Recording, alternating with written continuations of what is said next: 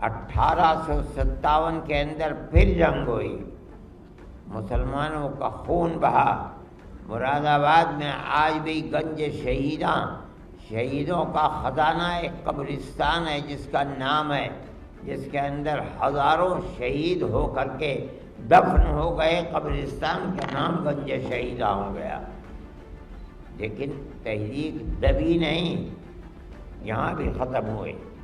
اس کے بعد ہارنے کے بعد جب عام معافی کا اعلان ہوا تو انہوں نے دارالعلوم کی بنیاد رکھی کہ ہمارے ان جیالوں کو جو ملک کی آزادی کے لیے شاہ عبدالعزیز کے شاگرد اور شاگردوں کے شاگرد تھے وہ ختم ہو گئے ہیں، اب ہم پیدا کریں گے ایسے مجاہدین کو جو ملک کی آزادی کے لیے قربانی دیں گے۔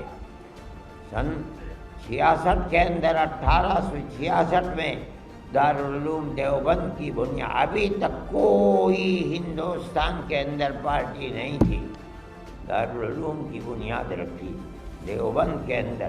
لوگ نہیں جانتے، میں اس لیے بڑی مختصر کہتا ہوں۔ کانگریس بھی 1880 کے اندر 82-83 کے اندر لوگوں کے سامنے آئی ہے۔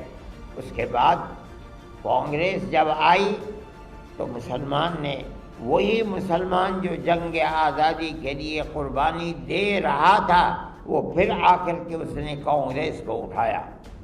کانگریس کے اندر یہ دمخم نہیں تھا کہ وہ ملک کی آزادی کی بات کر سکے۔ کانگریس کا جو پہلا اجلاس ہوا ہے 85 میں، آپ اگر اسے پڑھیں گے تو اس سے پتہ چلتا ہے کہ کانگریس کی بنیادی تحریک ملک کو آزاد کرانا نہیں تھا۔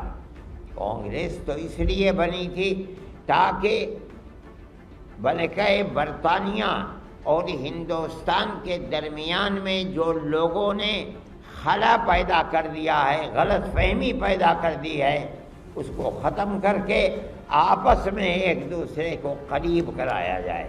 لیکن وہ لوگ جو پہلے سن 1857 کے اندر مر چکے تھے اور تحریک کو چلایا تھا، وہ کانگریس کے اندر گھسے اور کانگریس کو اس کے لیے کھڑا کیا کہ نہیں، کانگریس ملک کی آزادی کے لیے کام کرے گی۔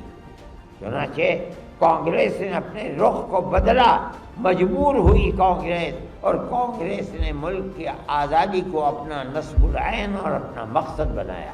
یہ جمعیت علماء ہے، علماء ہیں ہندوستان کے، ہندو اور مسلم نے مل کر کے وہ جو تحریک سن 1803 سے شروع ہوئی تھی، آ کر کے اس نے دم لیا، سن 1947 کے اندر ملک کو آزاد کرایا۔ کوئی تصور نہیں کرتا تھا کہ کیا ایک آدمی کی آواز 150 سال میں بڑھ کر اتنا بڑا پہاڑ ہمالیہ بن جائے گی کہ انگریز جیسی طاقت جو یہ دعویٰ کرتی تھی کہ ہماری حکومت کے اندر سورج غروب نہیں ہوتا، وہ ہندوستان کو چھوڑ کر بھاگ جائے گی۔ لیکن اس آواز نے طاقت پکڑی ہے۔